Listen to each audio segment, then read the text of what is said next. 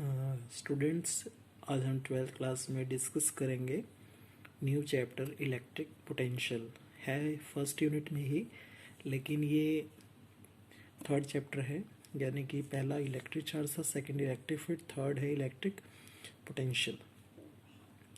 तो electric potential होता क्या है, उसकी स्टेटमेंट देखते हैं। The electrostatic potential at any point in the region of electric field is equal to the amount of work done in bringing a unit positive charge from infinity to that point।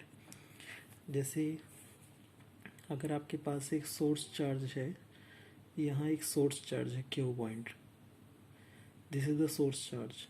अब इस source charge के चारों ओर क्या उसका field है, और हमारे पास एक टेस्ट चार्ज पड़ा है जो कि इन्फिनिटी पे है, यानी कि Q नोट।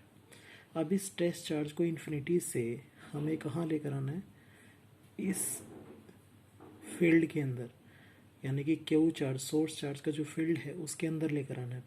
और वहाँ एक पॉइंट है ए, सोर्स चार्ज के फील्ड में एक पॉइंट ए है जहाँ हमें इन्फिनिटी से इस टेस्ट चार्ज को लेकर आना है। ठीक है, तो हमें क्या करना पड़ेगा, वर्क डन करना पड़ेगा। क्यों?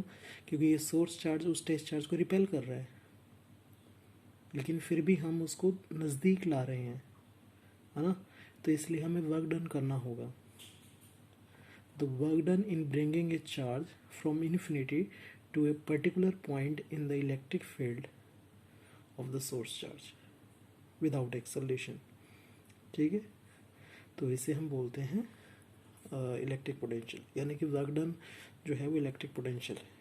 तो electric potential at any point in the region of electric field, यानी कि ए पॉइंट है वो, is equal to the amount of work done in bringing unit positive charge from infinity to that point। तो electric potential work done upon charge किसको लेकर आ रहे हैं, Q note को ना। तो डब्ल्यू अपॉन में Q naught, this ratio is known as electric potential. और पोटेंशियल की यूनिट होती है वोल्ट। ठीक है, and this is the scalar quantity because it depends on work and charge, both are scalar. तो स्केलर की ratio भी स्केलर ही होगी। और इसकी यूनिट 1 वोल्ट है, चार्ज की 1 जूल, सॉरी वर्क की 1 जूल, चार्ज की 1 कूलम। तो 1 joule per coulomb is equal to 1 volt होता है। ठीक है, डायमेंशन फॉर्मूला निकाल सकते हो आप। वर्क डन का क्या होता है, ml² T-2। वर्क डन का डायमेंशन फॉर्मूला ml² T-2 होता है, चार्ज का AT होता है। सॉल्व करने के बाद आपके पास आ जाएगा ml² T-3 A-1। ठीक है, तो इस तरीके से मैंने आपको बता दिया। अच्छा, अगर आपको 1 वोल्ट को डिफाइन करना है तो कैसे करोगे, यानी कि potential is said to be 1 volt when 1 joule work is done in moving a charge of 1 coulomb from infinity to a particular point in the electric field. 1 joule यानी कि वर्क 1 जूल होगा, चार्ज 1 कूलम होगा, तभी तो ये 1 volt होगा ना। तो potential is said to be 1 volt when 1 joule work is done in moving A charge 1 coulomb from infinity to a particular point in the electric field of the source charge। ठीक है, तो मैंने आपको बता दिया। इसके बाद एक टॉपिक है, prove that electrostatic forces are conservative in nature. तो इसको भी मैं आपको बता देता हूँ। जैसे ही आपके पास एक क्लोज्ड पाथ है, ठीक है, ए से बी जाना है हमें, तो ए से बी वाया सी, बी से A via C dash, this is the closed path. तो अगर ए से बी आप जा रहे हैं by the path covering C, तो वर्क डन कितना होगा, work done in moving the charge from A to B upon किस चार्ज को लेकर गए, Q naught, is equal to, यही तो पोटेंशियल होगा ना। तो ये अब यहाँ 2 पॉइंट हैं, तो इसका मतलब पोटेंशियल डिफरेंस आएगा। जैसे मैं आपको यहाँ पर बताया था ए पॉइंट है, ठीक है। अगर यहाँ 2 पॉइंट हो ए और बी, तो ए पॉइंट पर आप चार्ज को लेकर आ गए इन्फिनिटी से, ठीक है, यहाँ पे कुछ ना कुछ वर्क डन हुआ। अब ए से आपने बी पे शिफ्ट कर दिया, इन्फिनिटी को छोड़ दो, अब इन्फिनिटी का जिक्र नहीं करेंगे। ए पॉइंट पर ले आए, कुछ ना कुछ वर्क डन हुआ। अब फिर ए से मान लो इस पॉइंट बी पर ले आए, यहाँ पे ही इसी फील्ड में ही एक बी पॉइंट है, वहाँ लेकर आ गए, तो बी पे वर्क डन थोड़ा ज़्यादा होगा, है ना। तो इसका मतलब ए का potential is different as compare to the potential of B, B का ज़्यादा होगा। ठीक है, तो इसका मतलब जो इन दोनों पॉइंट ए और बी के पोटेंशियल में डिफरेंस आया उसे पोटेंशियल डिफरेंस कहते हैं। तो यहाँ पे आपके पास 2 पॉइंट्स हैं, ए और बी, तो इसका मतलब पोटेंशियल डिफरेंस कितना आएगा, फाइनल माइनस इनिशियल, यानी कि V B minus V A. ध्यान रखना, work done in moving the charge from A to B, किसको लेकर मूव करवा रहे हो आप, क्यू नोट को मूव करवा रहे हो ना, is equal to final minus initial, यानी कि V B minus V A, potential at B minus potential at A. इस तरह बी से ए जब आओगे तो work done in moving B to A upon Q naught is equal to V A minus V B. दोनों को add कर दो, दोनों को ऐड करोगे इसका मतलब ए से बी फिर बी से ए, टोटल कितना पाथ होगा, ए बी ए। तो W A B upon Q naught plus W B A upon Q naught is equal to क्या आ गया, W A B A upon Q naught is equal to, इन दोनों को ऐड करोगे तो ज़ीरो आएगा। इसका मतलब जो अगर ये ज़ीरो आ गया तो डब्ल्यू ए बी ए किसके इक्वल आ गया, ज़ीरो के इक्वल ही आ गया भाई। डब्ल्यू ए बी ए यानी क्लोज्ड पाथ के लिए work done upon charge is equal to zero आ रहा है, तो इसका work done is equal to zero आ गया ना। तो किसी टेस्ट चार्ज को जब आप क्लोज्ड पाथ में मूव करवाते हैं कोई वर्क डन नहीं होता, no work is done in moving a unit positive charge over a closed path in an electric field. इसलिए इलेक्ट्रोस्टैटिक फील्ड को हम कंजर्वेटिव फील्ड कहते हैं, and electrostatic forces are conservative forces in nature. आपने पढ़ा है वो 11th क्लास में कि जब किसी क्लोज्ड पाथ में वर्क डन ज़ीरो आ जाए तो वो कंजर्वेटिव नेचर रखता है, ठीक है। आई थिंक समझ में आ गया होगा। तो जब भी कंजर्वेटिव नेचर के बारे में आया तो आपको डेरिवेशन करके दिखानी है। अच्छा, यहाँ पे एक चीज़ और बता दूँ मैं आपको, mathematically we can express this result as given by this. ये आपके लिए न्यू है, न्यू टर्म। अभी मैं बता देता हूँ आपको, दूसरी बुक में ये डेरिवेशन है, वहाँ से मैं थोड़ा सा इंटरलेट करूँगा। एक्चुअल में ये देखा जाए तो यही है, work is equal to force into displacement. पढ़ा है ना आपने, work is equal to force into displacement. तो work is equal to force into displacement, displacement यहाँ डी एल है, ठीक है।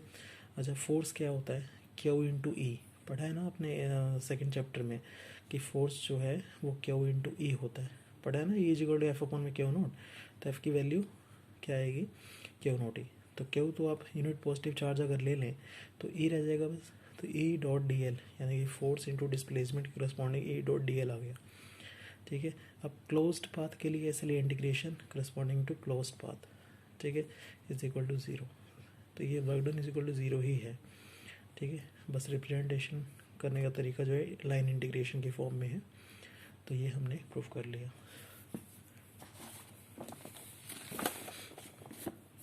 देखिए, physical significance of line integral of electric field, इसका मतलब होता क्या है, यानी कि अगर मैं इलेक्ट्रिक फील्ड का लाइन इंटीग्रल ले लूँ तो वो किसके बराबर होगा, line integral of electric field between two points represents a work done.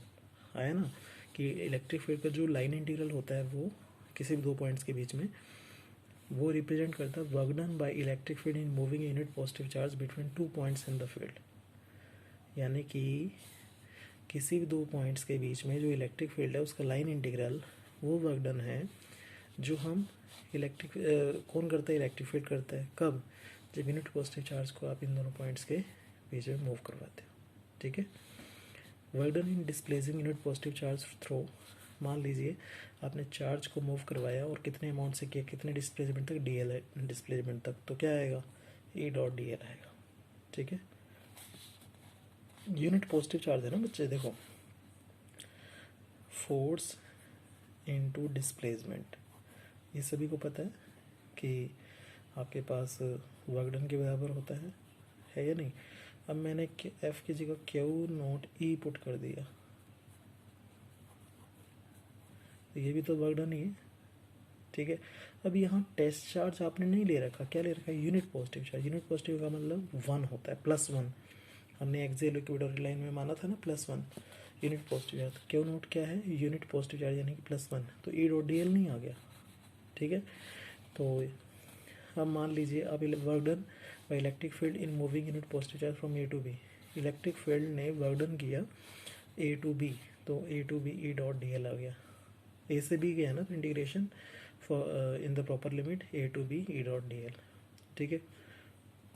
अच्छा, अगर यूनिट पॉजिटिव चार्ज का मूव करवा रहे हैं against the direction of electric field तो नेगेटिव साइन आएगा। जैसे भी मैंने आपको टॉपिक बताया था कि इन्फिनिटी से एक टेस्ट चार्ज को लेकर आए तो सोर्स चार्ज क्या करे, उसको रिपेल करने की कोशिश कर रहा है ना। लेकिन फिर भी आप उसके अगेंस्ट लेकर आ रहे हो उसको नज़दीक, तो यहाँ पर अगेंस्ट फोर्स ऑफ रिपल्शन हमने वर्क डन किया है, तो इसलिए नेगेटिव साइन आएगा। तो if the unit positive charge is to be move against the direction of electric field then work done is negative. तो ये चीज़ आपके पास है, और क्लोज्ड पाथ के लिए ये चीज़ 0 आ जाती है, इसीलिए हमने लिखा है line integral of electric field responding to small displacement is equal to 0 किया था ना अभी।